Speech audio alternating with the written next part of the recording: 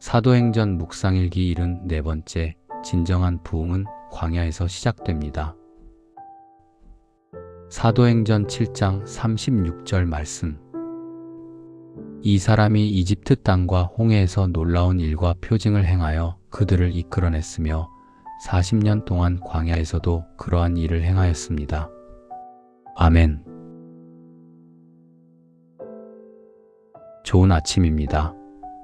오늘 아침에도 하나님의 숨결이 우리의 하루를 부드럽게 감싸고 있습니다. 세상이 아무리 복잡하고 바쁘게 돌아가도 잠시 멈춰 마음 깊은 곳에서 주님의 음성을 듣는 시간이 있다면 그 하루는 결코 헛되지 않습니다.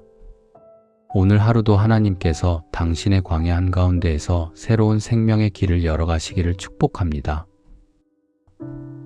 우리는 끊임없이 묻습니다. 교회란 무엇인가? 목회의 현장에서 이 질문은 늘 생생하게 떠오릅니다. 교회가 감당해야 할 사역은 점점 많아지고 세상 속에서 존재 이유를 증명해야 한다는 압박은 커져만 갑니다. 그러나 이런 때일수록 스데반 집사의 설교 속에서 들려오는 한 장면이 마음을 깊이 울립니다. 그는 이스라엘이 광야에서의 교회였다고 말합니다. 하나님은 이스라엘 백성을 화려한 이집트 왕궁이 아니라 척박한 광야 40년의 세월 속에서 진정한 하나님의 백성으로, 즉 교회로 빚으셨습니다. 이것은 우연이 아닙니다. 하나님께는 당신의 백성을 세우시는 명확한 패턴이 있습니다. 노아의 40일 방주, 모세의 40년 미디안, 이스라엘의 40년 광야, 그리고 예수님의 40일 광야 금식까지. 하나님께서 당신의 사람들을 세우시는 경로에는 언제나 이 광야의 시간이 있습니다. 광야란 어떤 곳입니까? 죽음의 땅입니다. 길을 잃으면 나올 수 없고 내 힘으로는 물 한 모금조차 얻을 수 없는 곳. 아무것도 보이지 않고 방향조차 가늠할 수 없는 막막한 자리입니다. 인간의 능력과 자원을 모두 빼앗긴 그 장소에서 하나님은 놀랍게도 당신의 일을 시작하십니다. 이유는 단 하나입니다. 우리의 자아가 0, 즉 제로가 되어야 비로소 하나님의 능력이 1, 즉 더 원으로 드러나기 때문입니다.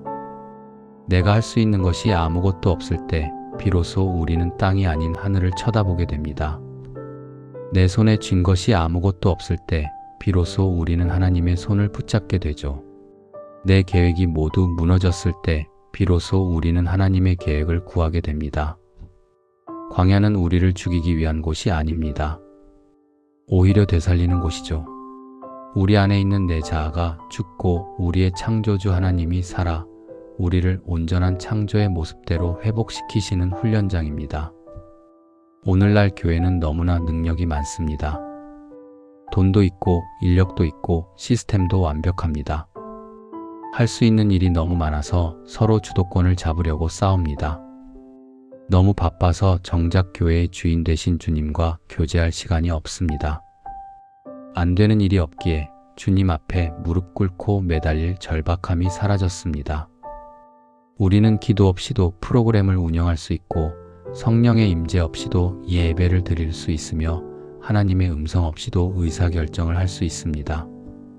이것이 오늘날 교회가 직면한 가장 큰 위기입니다. 풍요 속에서 우리는 하나님을 잃어버렸습니다. 반면 광야 교회는 가진 게 없습니다. 그래서 오직 만나를 주시는 하나님만 바라봅니다.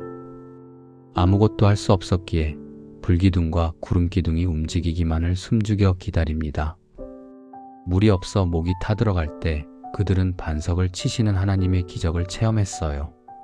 적군이 쳐들어와도 싸울 무기조차 없었기에 모세가 손을 들면 이기고 내리면 지는 초자연적인 하나님의 개입을 경험했습니다.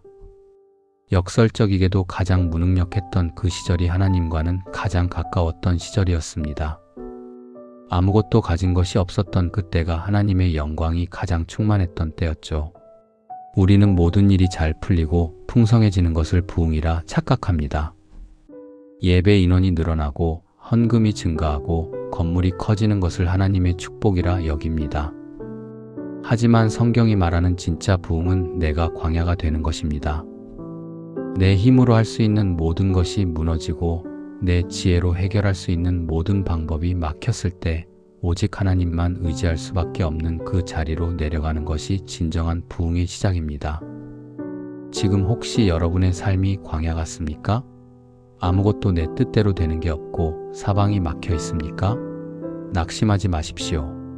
지금이야말로 하나님이 우리를 진정한 하나님의 백성으로 만드시는 때입니다. 지금이야말로 우리가 진정한 교회가 되고 있는 시간이죠. 내 힘이 빠진 그 자리가 하나님의 능력이 채워질 빈 공간입니다. 나의 무능력이 하나님의 능력이 되는 곳, 그곳이 바로 교회입니다.